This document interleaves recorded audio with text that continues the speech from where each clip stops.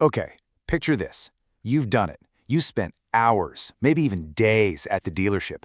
You fought a grueling battle, and you drove off that lot feeling like a certified genius who just beat the system. I mean, the salesman even told you they were basically losing money on the deal just to get your business.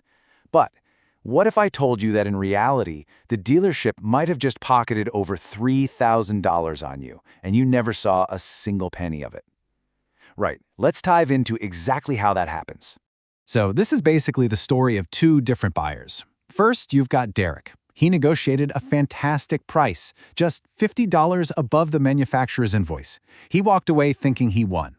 Then you have his neighbor, Travis. He went to the exact same dealership for the exact same car, but he ended up paying $2,400 more. And the only thing he did differently, he walked in and told them he was paying cash. So what's going on here? How is that even possible? What created that massive $2,400 gap between two people buying the same car? Well, it's what we're calling the invisible machine, a system with, believe it or not, 14 hidden layers of profit built into every single car sale. And to beat this machine, you first have to understand exactly how it works. Okay, so the very first part of that machine, and honestly the biggest illusion on the entire sales floor, is the invoice price itself. That number you spend hours and all your energy negotiating over, yeah, it's not what you think it is. You've heard this line before, right? It's a classic. It's the one the salesman gave Derek. It's perfectly designed to make you feel like you've pushed them to their absolute limit.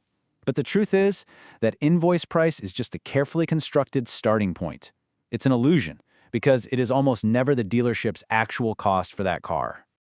So how do they pull this off? Well, let's start with the hidden payments. The first one is something called the dealer holdback. Think of it as a secret kickback of about 2 to 3% of the car's list price that the manufacturer quietly sends back to the dealer after you've already bought the car. It never, ever appears on any paperwork you will ever see.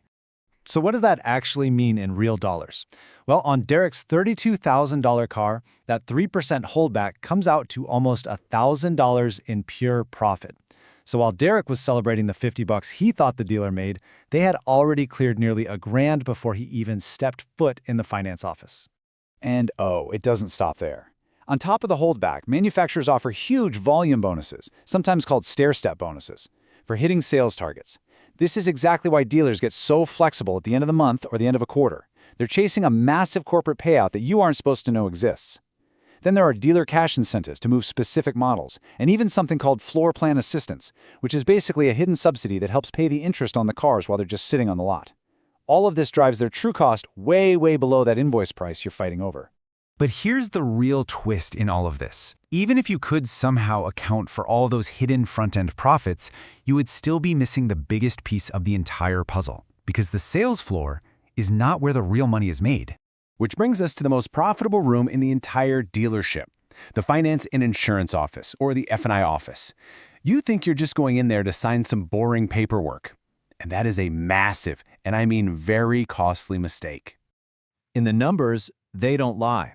This is data from the public financial statements of major dealership chains, and it shows that while they average about $3,200 in gross profit on the sales floor, the finance office stacks another $2,000 to $3,000 right on top of that.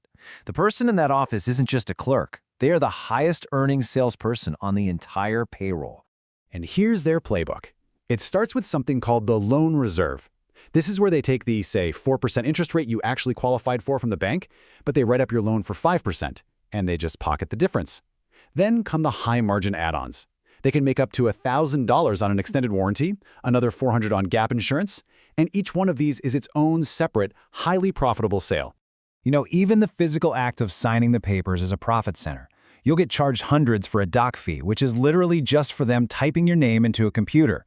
They mark up the state registration fee, and they even mark up the cost of the temporary tag. That final stack of paper can easily add another $700 or $800 to their bottom line. It's crazy. So let's just add it all up. Between the loan markup, the add-on products, and all those sneaky paperwork fees, the F&I office can generate over $2,800 in additional profit on a single car.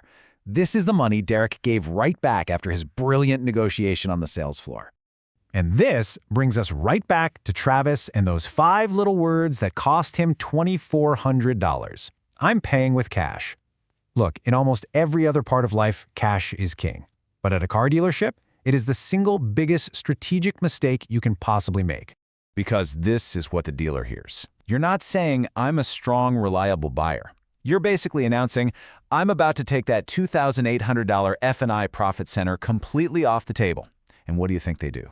They immediately make up for that lost profit by refusing to budge on the sticker price. Your negotiating power, it just vanishes instantly.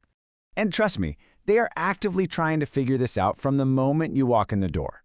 That little clipboard they hand you at the front desk, that's test number 1. The routine credit check they run later on, it's less about your credit score and more about confirming your intent to finance. They are testing you at every single step of the process. So if announcing you have cash actually costs you money and they're constantly testing you, what do? Well, you use their own system against them. It's a strategy called the Trojan Horse, and it's all about masquerading as their perfect, high-profit financing customer to unlock the lowest possible price on the car itself. Here's the 6-step playbook. First, you walk in and act like you're going to finance. Never, ever mention cash. This maximizes your leverage on the car's price. Second, ask about loan fees early on. Third, negotiate the car's price as hard as you can. They expect to make their money on you later, so you can use that to your advantage. Fourth, once you get into the finance office, question everything. You know their margins now, so negotiate those add-ons. Fifth, and this is absolutely crucial, you have to confirm there is no prepayment penalty in the loan contract. And finally, step 6, sign the loan, drive home, and then pay it all off the very next day. You get the best possible price on the car without paying all that interest. So, the most important thing to remember here is this. At a modern car dealership, the car isn't really the product they're selling you. The car is the bait. The high-profit loan and all the warranties and fees that come with it, that's the real product. Once you truly understand that, everything changes. And that is how you finally beat the invisible machine.